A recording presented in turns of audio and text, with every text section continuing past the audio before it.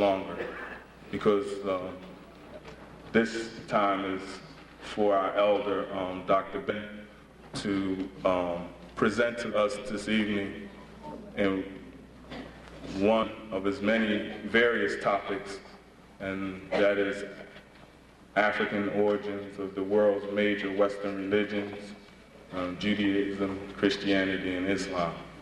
And I'd like Philadelphia to give him the spirited welcome that he's entitled to. And after the lecture, we will have questions. And after the questions, I would like people to hold up for a few minutes and let us get some announcements and some networking going on, if it's possible. So with no more further discussion, our historian and elder statesman, Dr. Yosef ben-Jochannan.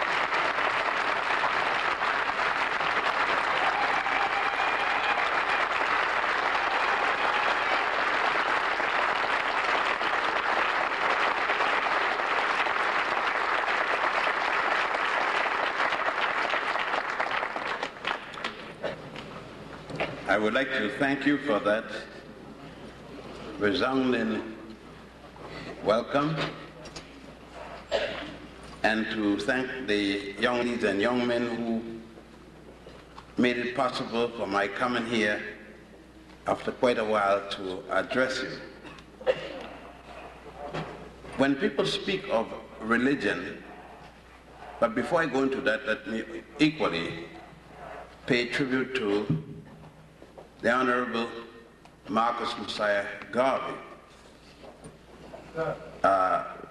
Brother Garvey, although doing his utmost to bring to our people the cognizance of their African heritage and to ask as many as would go or return back home, kept in mind the need for spirituality.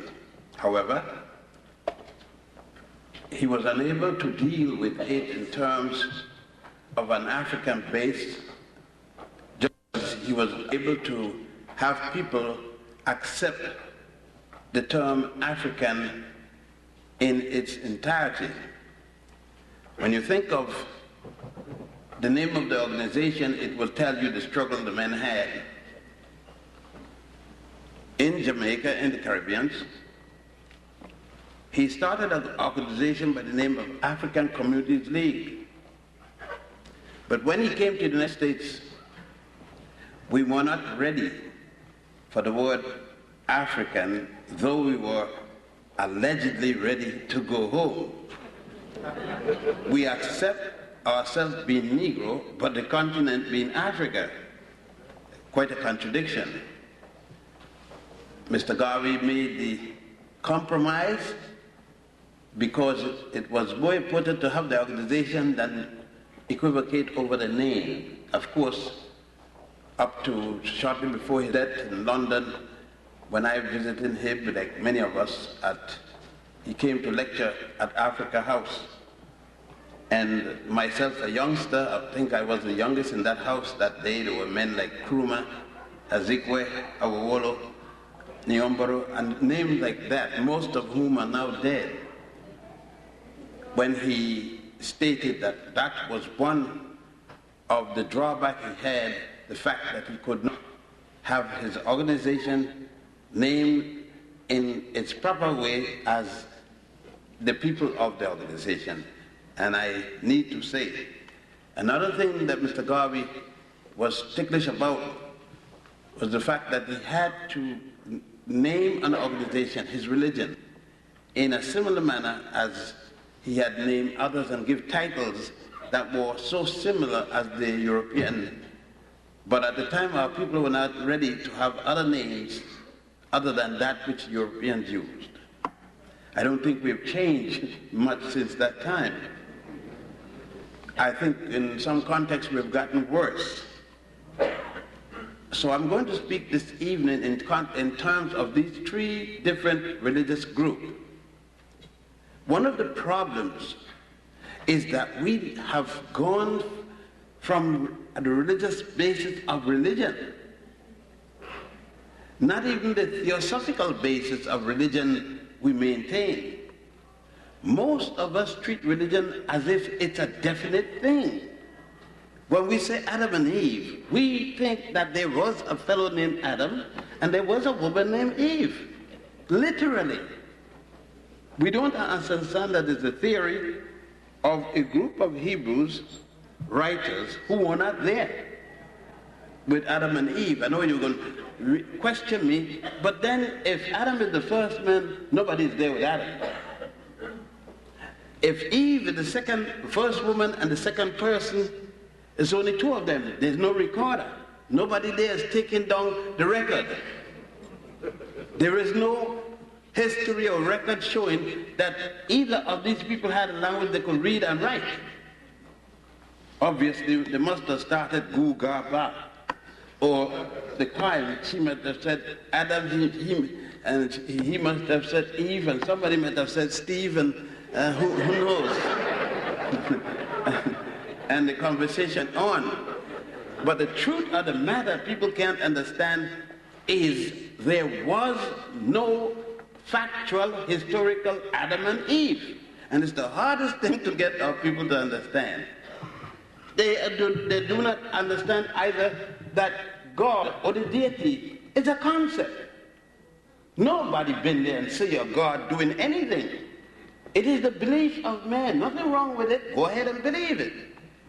But what I'm interested in is that we understand the difference between belief and knowledge. I know that I'm standing here. I'm not going to argue the question with you. I know this. I don't believe I'm standing here. I know. I believe somebody is standing outside behind this wall named Jane with a red coat on. I believe so. I'm not going to bet on it. I won't bet a penny because I don't have the fact. I believe so. I believe that when I die, I'm going to resurrect. I'm not going to bet. I could bet you. I bet you $1 million now to $1. Because if I die, you're not going to collect before you. And if you die, I'm not going to collect. So if both of us die at the same time, I can't neither go collect. Because I haven't seen anyone die, get up and come back and say how it was on the other side. That's a belief. You may die and find out that God is a woman from Puerto Rico drinking green whiskey. Now you're in trouble. You're in a lot of trouble. Now, if we could only understand then that whatever you believe is just that, a belief. I hope you're correct, and I wish you good luck. You will know when you croak. That will not be a belief after then. If there is a hereafter, you will know. If there isn't a hereafter, you have wasted time. So, all right. So, if we could understand ourselves before I even get into the meat of the thing, we will not be in any trouble. It's appropriate that we should be in a place such as this because we've just left the hall out there, downstairs, and of course there's another hall upstairs. Much of the articles, or many of the articles, and many of the artifacts you have seen upstairs are based on the concept of not religion, because the ancient Africans had no religion as such, but the theosophical concept of a deity or deities. Deities who were male and female. I think one of the unique things about the ancient Africans, along the Nile in particular, since that's what I'm going to deal with, is that they did not have the sickness of Western man and Arab man. The sickness of believing that only the male character can be a deity. They were not corrupted in the belief of the inferiority of the woman. They saw both parties being and accepted that wherever there was a God,